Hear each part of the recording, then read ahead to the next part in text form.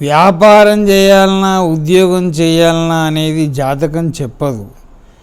సుఖంగా బతుకుతాడా కష్టంగా బతుకుతాడా అనేది చెప్తుంది. అయితే జాతకం ఫలించాలన్నా, జాతకుని మనసులో కోరిక నెరవేరాలన్నా, ఆయన పుట్టిన ఊరు, ఆయన ఉండే ఊరు, ఆయన ఉండబోయే ఊరు, సిటీ, టౌన్స్, తన పేరు మీద ఉచ్చస్థానం, మంచి స్థానంలో పోయి ఉంటే అక్కడ ఆయనకు గొప్పనైన ఉద్యోగం దొరకవచ్చు, గొప్పనైన చిన్న వ్యాపారం స్టార్ట్ అయ్యి గొప్ప వ్యాపారం కావచ్చు. కాబట్టి స్థానబలం మిన్న, తన బలం కాదు, స్థానబలం మిన్న. మీ పేరును బట్టి ఎక్కడ ఉంటే బాగుపడతామో అది తెలుసుకొని ఉండండి.